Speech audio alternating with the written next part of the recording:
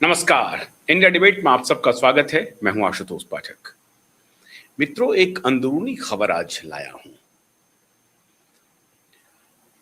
कल जंतर मंतर पे, बल्कि परसों जंतर मंतर पे, परसों सुबह सुबह, पहले सुबह आप कह सकते हैं, सुबह सुबह घटना हुई।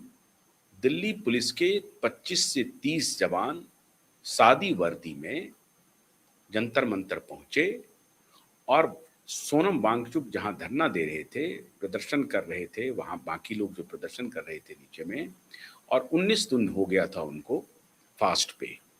तो सुबह सुबह 25-30 दिल्ली पुलिस के जवान सादी वर्दी में पहुंचे और 30 से 35 सेकंड के अंदर में पूरे उनके जो उनका जो पंडाल था, जो मंच था, स्टेज था, उसको व्हाइट कपड़ों से ढक दिया और फटाफट ओनली 30 सेकंड में सोनम वांगचुक जी को उठाया, सुरक्षित उठाया और अपने वैन में बिठाया, गाड़ी में बिठाया और उनको लेकर के पहुंच गए वो लोग फटाफट सफदरजंग हॉस्पिटल और वहां भर्ती करा दिया।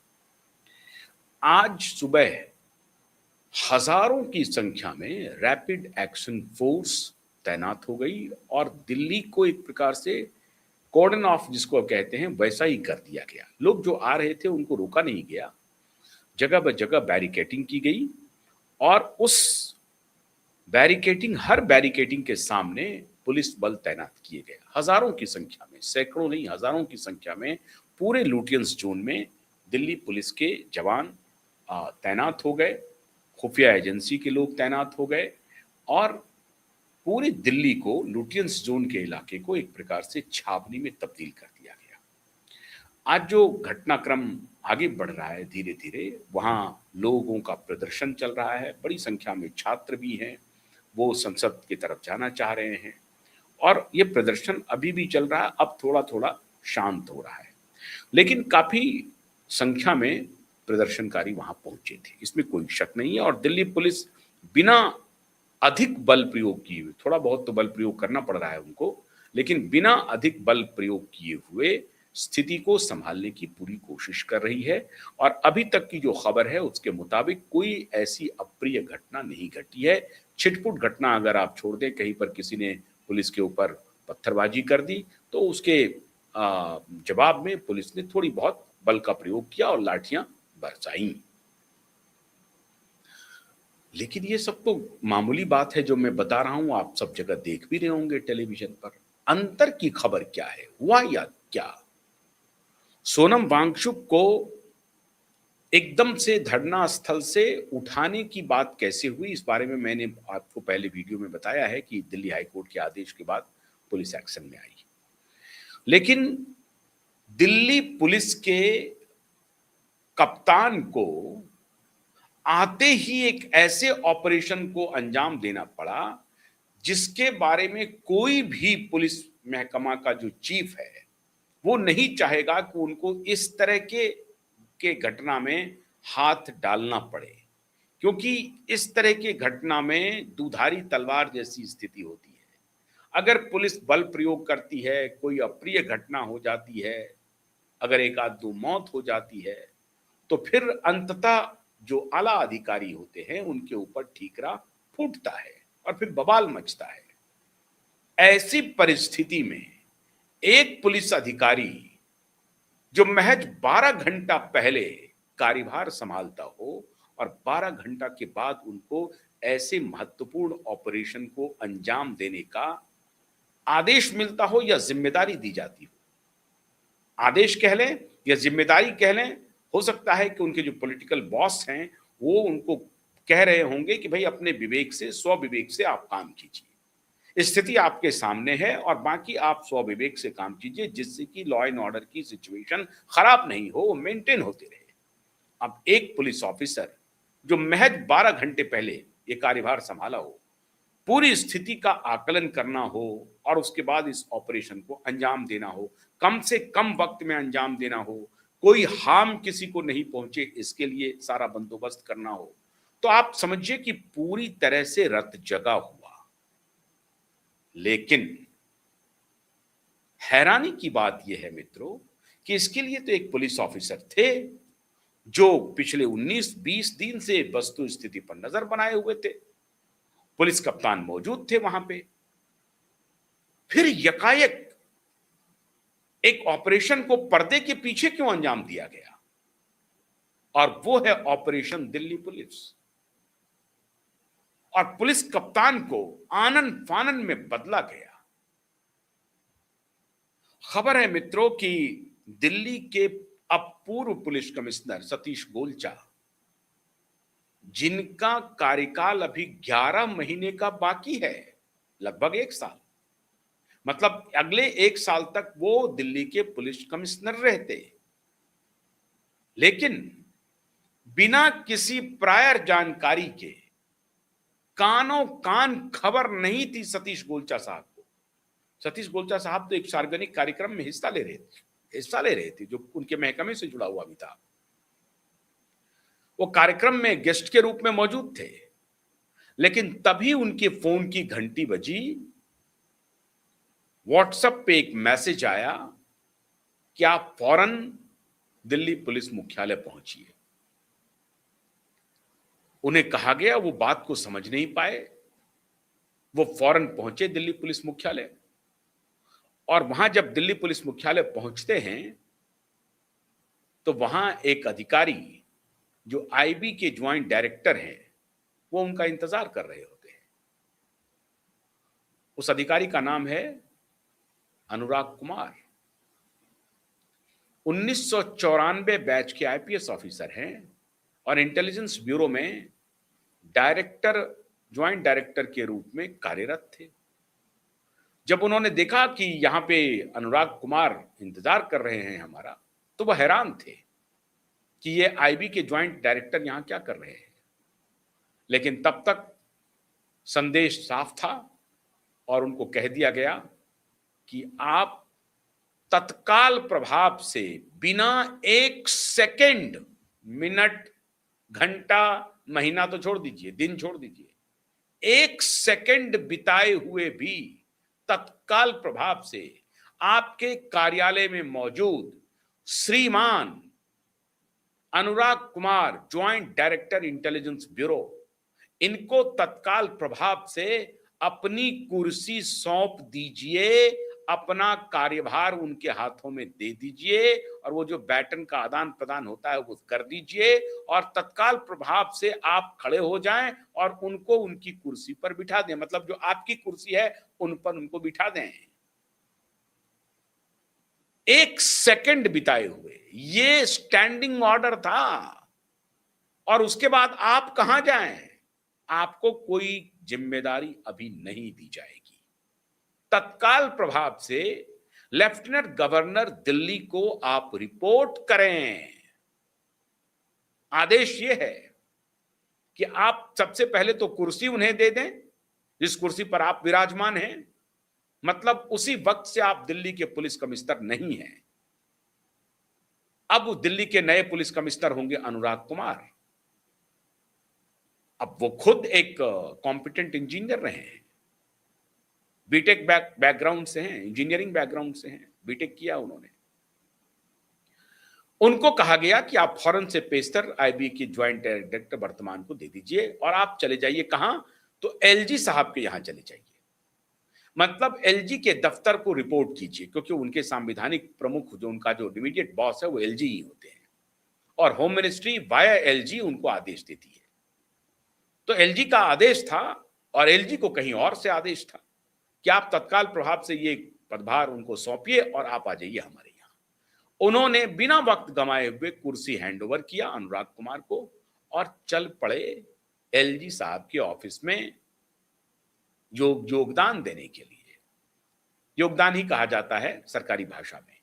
तो श्रीमान कमिश्नर साहब सतीश गोलचा जी चल पड़े योगदान देने के लिए एलजी के कार्यालय और अनुराग कुमार ने त्वरित प्रभाव से दिल्ली के पुलिस कमिश्नर की कुर्सी संभाल ली। और संभालते ही पहला ऑपरेशन जंतर मंतर पर हो गया और अब दूसरा ऑपरेशन दूसरे दिन का, मतलब आज के लिए था दूसरा ऑपरेशन। कि पहला ऑपरेशन तो सक्सेसफुल हो गया, सोनम वांगचुक को उठा करके अस्पताल में भर्ती कर दिया, इलाज वहां जारी हो गया। लेकिन इस बीच उनकी पत्नी पहुंच गई हाई कोर्ट कि नहीं, उनको उठा करके आप मेदांता में करिए या अपोलो में करिए। हाई कोर्ट ने मना कर दिया। वो सरकारी अस्पताल में उनका इलाज चल रहा है। वहां भी पुलिस की मौजूदगी है, वहां भी इंटेलिजेंस का काम है, और ये इंटेलिजेंस से ही आए हैं।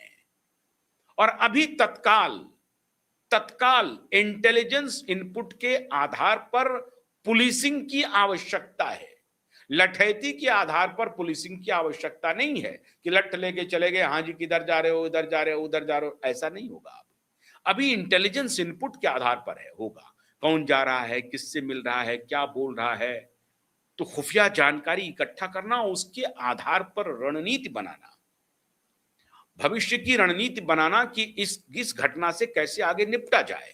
अब सोनम वांगचुक को उठा करके अगर अस्पताल में डाल दिया गया है और वहां मिलने वाले मुलाकातियों का तांता लगा हुआ है, कौन मुलाकाती जा रहा है, उसका इंटेंशन क्या है, उसकी पूरी सिक्योरिटी का इंतजाम, और फिर सोनम वांगचुक का इंतजाम, उनके फैमिली का इंतजाम, उनके पत्नी की सिक्योरिटी का इंतजाम, ये सबका इंतजाम, इस सबके बारे में इंटेलिजेंस इनपुट इकट्ठा करना, उसके आधार पर रणनीति बनाना, ये दिल्ली के पुलिस कमिश्नर की पहली जिम्मेदारी हो गई। और दूसरी बड़ी जिम्मेदारी हाथ लग गई कि साहब दूसरे ही दिन कॉकरोच जनता पार्टी ने जो कॉल दिया है, और उसमें जो देश भर के अपोजिशन के जो नेता वहां पहुंचे हैं, जिन्होंने कहा है कि आप चिंता मत कीजिए, हम भर देंगे। वो जो एक दलित नेता है रावण साहब, उन्होंने कहा कि आप चिंता मत करिए, सड़क खाली नहीं रहेगी, और आप प्रतीत भी हो रहा था सड़क खाली नहीं थी। तो अपोजिशन का समर्थन है कॉकरोच जनता पार्टी को, ये इंटेलिजेंस इनपुट भी है वर्तमान पुलिस कमिश्नर के पास। तो आज का प्रदर्शन काफी तगड़ा होगा, बड़ा होगा, कोई बलवा ना हो, कोई आगजनी ना हो, कोई ऐसी अप्रिय घटना ना हो, पत्थरबाजी ना हो, लाठीचार्ज तक सीमित हो, वाटर कैनन तक का इस्तेमाल किया जाए, लेकिन आगे कहीं गोलीबारी करने की स्थिति ना आ जाए। ये सब पुलिस के लिए सबसे बड़ी चुनौती होती है, पब्लिक ऑर्डर को दुरुस्त करना। पब्लिक ऑर्डर का मतलब होता है कि अगर पब्लिक डिसऑर्डर में है, पब्लिक हेवायर है, पब्लिक गुस्से में है, नाराज है, तो पब्लिक ऑर्डर को, डिसऑर्डर को ऑर्डर में लाना, यह पुलिस की सबसे बड़ी जिम्मेदारी होती है। और उसमें उनकी चतुरता देखी जाती है, उसमें उनकी प्रत्युत्पन्न मति देखी जाती जाए कि वो कितने इंटेलिजेंटली स्थिति को संभालते हैं या स्थिति को बिगाड़ देते हैं। तो श्रीमान सतीश गोलचा जी केंद्रीय गृह मंत्रालय की नजर में इसके लिए उपयुक्त नहीं थे। कहा गया कि ये साहब, ये जो अधिकारी है, अब अंदर की खबर सुनिए, कहा कि ये जो अधिकारी हैं, इनका तो धंधा कुछ और है। जो सर्जिकल स्ट्राइक हुआ है, तो इसको क्या लेना देना है कि वहां सोनम वांगचुक की स्थिति क्या है, लोग कौन आ रहे हैं, नहीं आ रहे हैं, ये तो किसी और काम में लगा हुआ है भाई। काम क्या है? तो रेट खुल रहा है, ये तो रेट में व्यस्त है, ये तो भ्रष्टाचार के दलदल में उतर चुका है, गंगोत्री बहा रहा है और उसमें रोज डुबकी लगा रहा है। इस तरह का इनपुट था श्रीमान सतीश गोलचा जी के बारे में। भ्रष्टाचार के नए नए कीर्तिमान प्रत्येक दिन बनाते जा रहे थे। अब खबर आई, एक एक पुलिस स्टेशन के रेट कार्ड, और ऐसा नहीं है कि सतीश गोलचा जी के जमाने में हो गया, उन्होंने भ्रष्टाचार का नया कीर्तिमान जरूर बनाया, लेकिन इसके पूर्ववर्ती लोगों ने भी कीर्तिमान बनाए हैं, और बड़े अच्छे कीर्तिमान बनाए हैं, बहुत बेहतरीन, बड़ा लाजवाब। एक थाना 1-1 करोड़ में बिका है साहब। यहां एक थाना का बिकने का मतलब क्या है?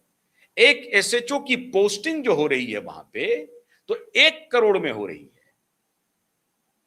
अंदर की बात है। और ये पूरे देश भर में है, वैसे तो ध्यान रहे, पूरे देश भर में है। और हम और आप अनभिज्ञ भी नहीं है, अनजान भी नहीं है। अगर ऐसा सोचते हैं तो हम और आप बेवकूफ हैं कि नहीं नहीं ऐसा नहीं होता होगा। थाने कहां बिकते हैं? एसएचओ का जो अपॉइंटमेंट होता है वो बिकते कहां है? जिला कैसे बिकता है? जिला भी बिकता है। हां, मात्रा थोड़ी सी अलग हो जाती है। दिल्ली में एक थाना 1 करोड़ में बिकता है, राज्य में कोई जिला 1 करोड़ 2 करोड़ में बिकता है। मतलब सुपरिटेंडेंट ऑफ पुलिस की जो अपॉइंटमेंट होती है, या एडमिनिस्ट्रेटिव ऑफिसर डिस्ट्रिक्ट मजिस्ट्रेट का जो अपॉइंटमेंट होता है, वो 1 करोड़ 2 करोड़ 3 करोड़ में होता होगा जिला में। और अगर दिल्ली में यही डिस्ट्रिक्ट मजिस्ट्रेट का अपॉइंटमेंट होता हो, सुपरिंटेंडेंट ऑफ पुलिस का अपॉइंटमेंट होता हो, तो उसका रेट थोड़ा बड़ा हो। और बड़ा का आधार यह हो रहा है कि जो पुलिस थाने बिक रहे हैं उसके रेट, जो खबर आ रही है हम लोगों के पास, और इन्हीं इन्हीं के महकमों से आती है खबर, कुछ ईमानदार पुलिस ऑफिसर होते हैं जो आपको बताते हैं कि ये रेट 50 लाख से 1-1 करोड़ तक चला गया है। कनॉट प्लेस जैसे थाने का रेट कहा जा रहा है, कहा जा रहा है। किसी ने हमको फोन करके नहीं कहा है कि ये देखिए मैं बैग ले जा रहा हूं 1 करोड़ रुपया और सेंट्रल दिल्ली के आईपीएस ऑफिसर जो सुपरिटेंडेंट ऑफ पुलिस है उनको दे रहा हूं और वो फिर आगे देंगे कमिश्नर को, कमिश्नर फिर कहां देंगे भगवान जाने। लेकिन दिल्ली के पुलिस जो स्टेशन हैं उसमें कनॉट प्लेस जैसे पुलिस स्टेशन का रेट खुल रखा था 1 करोड़ रुपया, और थाने बिक रहे थे। जितने थाने हैं दिल्ली पुलिस में सभी की बिक्री हो रही थी, और इस बिक्री में व्यस्त थे हमारे श्रीमान सतीश गोलचा, ऐसा कहा जा रहा है, ऐसा कहा जा रहा है। और इसीलिए इनको 1 मिनट का भी वक्त नहीं दिया सोचने और विचार करने का कि कल आप सेवानिवृत्त आपकी सेवा खत्म हो जाएगी, परसों हो जाएगी। इस तरह का 1 मिनट का भी इनको मौका नहीं दिया गया मित्रों, 1 मिनट का भी। और कहा गया कि तत्काल प्रभाव से अपना प्रभार जो है वो दूसरे को दे दीजिए। अब इसके आगे कहानी सुनिए। मैंने जब बहुत अपने सूत्रों से बात की तो बड़ा इंटरेस्टिंग फैक्ट आया। कहा कि साहब 2008 बैच के कुछ जो सब इंस्पेक्टर्स का जो बैच है, जो बाद में एलिवेट होकर के इंस्पेक्टर और एसएचओ बनते हैं और एसीपी बनते हैं, एसीपी तक तो आराम से हो जाते हैं, तो एसीपी तक जाने वाले जो ये अधिकारी हैं जो 2008 बैच के हैं, उसमें कहा जा रहा है कि जो सिलेक्शन हुआ है वो 50-50% के घेरे में हुआ है। इसका क्या मतलब है? 50% के घेरा क्या मतलब है कि 50% तो टैलेंट है और 50% जो है भ्रष्टाचार है। किसी ने कहा कि नहीं 60% टैलेंट है, 40% भ्रष्टाचार है। मतलब थोड़ा बहुत टैलेंट भी है, ऐसा नहीं है। 60% टैलेंट, 40% भ्रष्टाचार। मतलब कि एक इंस्पेक्टर की जो बहाली हुई है उसमें 60% कॉम्पिटेंस है। कॉम्पिटेंस के आधार पर होता तो शायद उसकी बहाली नहीं होती, लेकिन अगर थोड़ा इसमें तड़का लग गया भ्रष्टाचार का, गांधी जी का तड़का लग गया, तो फिर उनका कॉम्पिटेंस 100% हो गया। तो वो जो गांधी जी का तड़का था वो 40% है, जिसकी वजह से इतना ये जो 50-50% का अपॉइंटमेंट हुआ है, जिसके अपॉइंटमेंट में जो कॉम्पिटेंस का रेशियो था वो 60-40 का था और टोटल अपॉइंटमेंट 50-50 का था। 50 तो ऑनेस्ट जो बढ़िया कॉम्पिटेंट लोग थे बिना किसी घूस घास के, उनका अपॉइंटमेंट हुआ, और 50% ऐसे कैंडिडेट का अपॉइंटमेंट हुआ जिसका कॉम्पिटेंस 60 और 40 का था। बड़ा विस्तार से मेरे सूत्र ने बड़े विस्तार से इसकी व्याख्या की। अब मैंने उनको कहा कि एक आध तो हमें ये भी दे दीजिए, क्या नाम है, कुछ सबूत भी दे दीजिए। उन्होंने कहा कि आप सबूत कभी मिलेंगे तो आपको देंगे। विस्तार से उन्होंने व्याख्या करके बताया और खास तौर से 2008 बैच का जिक्र किया। उसके पहले का उन्होंने जिक्र नहीं किया है, लेकिन 2008 बैच का खास तौर से जिक्र किया। और फिर आगे का कहानी उन्होंने कहा कि देखिए जो डायरेक्ट आईपीएस ऑफिसर होते हैं, इंडियन पुलिस सर्विस से आते हैं, वो एक बार की फौरन से पेशतर भ्रष्ट नहीं होते, बिल्कुल नहीं होते। उन्हें भ्रष्ट करते हैं उनके मातहत काम करने वाले अधिकारी, और उसमें मुख्य रूप से inspector, sub inspector, SHO level के जो अधिकारी हैं वो उनको आईने में उतार लेते हैं, शीशे में उतारते हैं। बड़ा प्रचलित शब्द है ये, शीशे में उतारना। वो शीशे में उतार लेते हैं, मतलब उनको देख लेते हैं इनका लाइक डिसलाइक क्या है। अगर कड़क ऑफिसर है तो चुप हो गए, अगर थोड़े पिघलने वाले हैं तो थोड़ा पिघला दो, अगर पूरे पिघलने वाले हैं तो पूरा पिघला दो। इस तरह से शीशा वो तैयार करते हैं और उस शीशे में पुलिस अपने सीनियर ऑफिसर को उतारते हैं और उस उतारने में वो देखते हैं कि ये ऑफिसर जो है ये कितना उतर गए हैं। 50% उतरे हैं तो 50% का कारोबार इनके साथ चलेगा। अगर ये 100% उतर गए तो 100% का कारोबार चलेगा। तो ये कारोबार इस तरह से एक थंब रूल बन गया है पुलिसिंग के एडमिनिस्ट्रेशन में, पुलिस प्रशासन में, और बड़ी इज्जत से लोग ये इसकी चर्चा करते हैं और इसके बारे में कुछ कहना बहुत आपत्तिजनक नहीं होता है, क्योंकि ये it has become a new normal, so nobody talks about it. Is it a corruption? No, it is a new normal. It happens in all states. And for that matter, Delhi is not exception. So you can find the same in Delhi too. So in power gallery or in police administration's gallery or administration's gallery, you will find this kind of discourse. There is no wrong in that. It has become a new normal.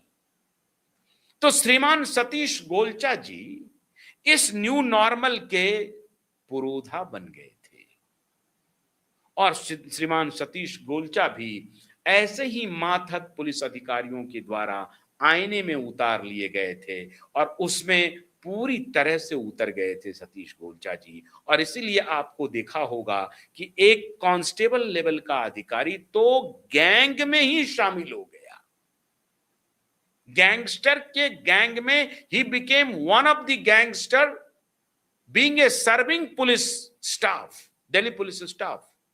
ऐसा भी हो गया। दूसरे का एक प्रकाश में आया, 100 करोड़ की प्रॉपर्टी एक सब इंस्पेक्टर के हाथ में, ड्रग का रैकेट चला रहे थे वो, सरेआम आया सामने में। और अब आपको लगेगा कि दिल्ली पुलिस में जो सर्जिकल स्ट्राइक हुआ श्रीमान अमित शाह का, तो यूं ही नहीं हुआ और मोमेंट अपॉर्चून था, अपॉर्चून मोमेंट का इंतजार था और शाह ने सर्जिकल स्ट्राइक कर दिया। मतलब इन सभी भ्रष्ट ऑफिसर की पूरी कुंडली, बीइंग एन इंटेलिजेंट ऑफिसर, अनुराग कुमार के पास पहले ही पहुंच गई थी। 30 वर्ष से वो अपनी सेवा इंटेलिजेंस ब्यूरो में दे रहे थे और दिल्ली के साथ साथ पूरे देश के पुलिस महकमों से आदान प्रदान करना, इंटेलिजेंस इंफॉर्मेशन का आदान प्रदान करने का काम वो कर रहे थे। उनको सारी जानकारी थी, कहां कौन किस रूप में कैसे क्या कर रहा है, दिल्ली में कांस्टेबल कहां इन्वॉल्व है, सब इंस्पेक्टर कहां इन्वॉल्व है, 100 करोड़ का माल कैसे बना रहा है, 100 करोड़ की संपत्ति कैसे बन रहा है, सारा intelligence input he had already. अब ये इंफॉर्मेशन का आदान प्रदान जाहिर है गृह मंत्रालय में हुआ ही होगा, क्योंकि गृह मंत्रालय क्रैकडाउन अप्रोच के साथ ड्रग कार्टेल के खिलाफ काम कर रहा है जबरदस्त। अभी आपने देखा होगा कि श्रीमान शाह कोलकाता में एक भाषण दे रहे हैं, बहुत सुंदर भाषण है, जरूर सुनिए आप उनका। उन्होंने कहा कि मेरी यात्रा अली बाबा 40 चोर को पढ़ते पढ़ते वेद उपनिषद तक पहुंच गई। तो अली बाबा 40 चोर के बारे में श्रीमान अमित शाह जी को मालूम है। और कोलकाता में वो जब वो भाषण दे रहे थे, एक पुस्तकालय एक बहुत बड़े म्यूजियम का वो उद्घाटन करने के लिए गए थे, तो उसमें वो कह रहे थे कि मेरी यात्रा अली बाबा 40 चोर की कहानी पढ़ते पढ़ते वेद और उपनिषद तक पहुंची है और मैं वेद और उपनिषद को भी अब धीरे धीरे कोशिश कर रहा हूं, उसके जीस्ट को, उसको पढ़ने की कोशिश कर रहा हूं। और वो शब्द, वाक्य, भाषा, इसके बारे में विस्तार से बता रहे थे, पुस्तकालय और पुस्तकालय की सिग्निफिकेंस के बारे में, उसके महत्व के बारे में बतला रहे थे। और वो विषय एक तरफ है। तो श्रीमान अमित शाह को इन भ्रष्टाचारियों की पूरी कुंडली मिल रही है।